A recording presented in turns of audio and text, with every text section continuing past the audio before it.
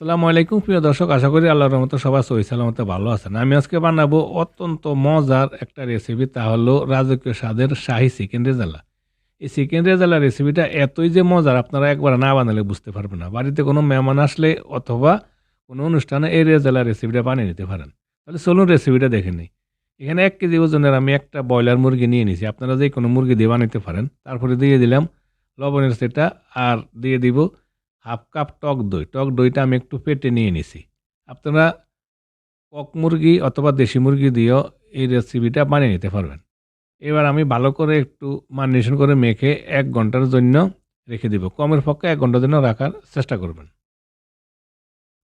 চলে আসলাম 1 ঘন্টা পর। চুলাতে আমি একটা কড়াই বসিয়ে দিলাম। তাতে আমি দিয়ে দিলাম 2 টেবিল চামচ রান্নার তেল আর 1 টেবিল চামচ দিয়ে দিলাম ভেজিটেবল ঘি। প্রিয় দর্শক, আশা করি রেসিপিটা আপনাদের ভালো লাগবে। যদি রেসিপিটা ভালো লাগে প্লিজ একটা লাইক এবং একটা কমেন্ট করবেন, আর প্লিজ আমার চ্যানেলটা সাবস্ক্রাইব করে আমাকে সাপোর্ট করুন প্লিজ।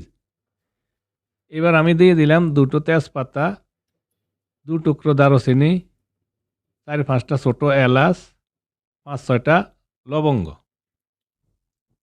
তারপরে আমি 10-15 সেকেন্ডের মতন একটু ভাজি করে নিব, যাতে গ্রানটা একটু কড়া হয়। তারপর আমি দিয়ে দিলাম একটা পেঁয়াজ কুচি। পেঁয়াজ দিয়ে মশলার সাথে প্রায় 2-3 মিনিটের মতন আমি পেঁয়াজগুলা ব্রাউন কালার করে নিব। পেঁয়াজগুলো ব্রাউন কালার হয়ে গেছে দেখুন। এবার আমি এতে দিয়ে দিব একটা পেঁয়াজ বাটা। আমি পেঁয়াজটা কিন্তু ব্লাইন্ডারে বেটে নিছি। আমার কাছে পাটা নাই, আপনারা পাটা থাকলে পাটাতে বেটে নিলে ভালো হইব। এবার পেঁয়াজ বাটাটা দিয়ে আমি প্রায় 10-15 সেকেন্ড আবার একটু তেলে কষিয়ে নিব, যাতে পেঁয়াজের যে একটা কাঁচা গন্ধ থাকে, কাঁচা গন্ধটা চলে যায়। তাই ভালো করে আমি একটু 10-15 সেকেন্ড একটু এভাবে কষিয়ে নিয়ে নিলাম। এরপরে দিয়ে দিলাম 1 চা চামচ কাশ্মীরি লাল মরিচের গুঁড়া। এই মরিচের গুঁড়াতে কিন্তু জাল নাই, মিষ্টি জাল কম, মিষ্টি মিষ্টি জাল। তা আপনারা স্বাদ মতো মরিচ দিবেন যতটা আপনারা খান। এরপরে দিয়ে দিলাম 1 টেবিল চামচ আদা বাটা আর 1 টেবিল চামচ দিয়ে দিলাম রসুন বাটা। আদা রসুনগুলো আবার 10-15 সেকেন্ড আবার একটু আমি ফ্রাই করে নিব, যাতে আদা রসুনের কাঁচা গন্ধটা চলে যায়। তারপরে আদা রসুনগুলো ফ্রাই করে নেওয়ার পরে এবার আমি দিয়ে দিলাম 1 চা চামচ ধনিয়া গুঁড়া আর আধা চা চামচ দিলাম জিরা গুঁড়া। ধনিয়া জিরার গুঁড়াগুলো আবার আমি একটু এভাবে একটু কষিয়ে নিলাম মশলার সাথে। তারপরে মশলাগুলো আরও ভালো করে কষানোর জন্য আমি দিয়ে দিলাম সামান্য একটু পানি। পানি দিয়ে আমি মশলাগুলো ভালো করে আরও কষে নিব। যত ভালো করে মশলাটা কষে নিবেন ততই রান্নাটা কিন্তু মজা হইব। তাই ভালো করে মশলাটা কষে নিয়ে নিলাম। এরপরে আমি এতে দিয়ে দিব মারিনেশন করা চিকেন। আমি চিকেনগুলো 1 ঘন্টার জন্য মারিনেশন করে রেখে দিছি। আপনারা আরও বেশি রাখতে পারেন। কমের পক্ষে 1 ঘন্টা রাখার চেষ্টা করবেন। তো এবার মারিনেশন করা চিকেনগুলো দিয়ে আমি চুলার হিটটা হাইতে রেখে এভাবে নাড়াচাড়া দিয়ে 5 থেকে 7 মিনিট আমি কষে নিয়ে নিব এভাবে। হাইটে রেখে আমি 5-7 মিনিট কষে নিয়ে নিলাম। চিকেন থেকে অনেকটা পানি ছেড়ে দিছে কিন্তু। তারপরে আমি এতে দিয়ে দিলাম 2 টেবিল চামচ কাঠবাদামের গুঁড়ো। আমি একটু পানি দিয়ে মিক্স করে একটা পেস্ট বানিয়ে নিয়েছি। আপনারা চাইলে এখানে কাঠবাদাম গুঁড়ো জায়গায় 8-10টা কাঠবাদাম অথবা কাজু বাদাম ফাটাতে বেটে নিয়ে নিতে পারেন। তারপরে দিয়ে দিলাম 1/4 চা চামচ গোলমরিচ পাউডার আর 10-15টা কিশমিশ। আর দিয়ে দিলাম আমি 5টা আস্ত কাঁচামরিচ। মরিচের মাথাটা একটু আমি ভেঙে দিলাম, যাতে মরিচের ঘ্রাণটা বাইর হয়। আর কিন্তু এই মরিচটা হাইব্রিড মরিচ, এতেও কিন্তু জাল কম, তেমন জাল না। এবার একটু আমি নাড়াচাড়া দিয়ে দিলাম, যাতে বাদামের যে পেস্ট দিছি, কাঠবাদামের পেস্টগুলো ভালো করে একটু মেখে নাড়াচাড়া দিয়ে গ্রেভিটার সাথে মিক্স করে নিয়ে নিলাম।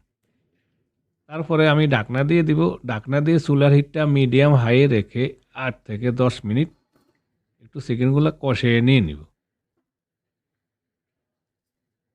8-10 মিনিট কষিয়ে নিয়ে নিলাম। চলে আসলাম 8-10 মিনিট পর।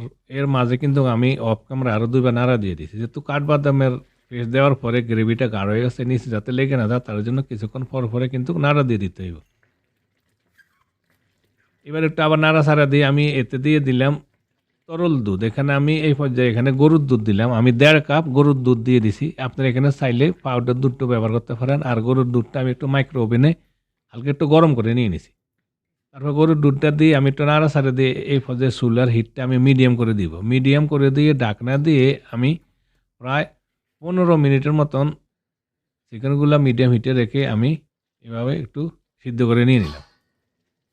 চলে আসলাম 15 মিনিট পর। এর মাঝে আমি আরো 2 বা 3 বার নাড়া দিয়ে দিছি। আর আমার চিকেনগুলো নরম হয়ে গেছে। আমি কিন্তু অফ ক্যামেরা চেক করে নিয়ে নিছি।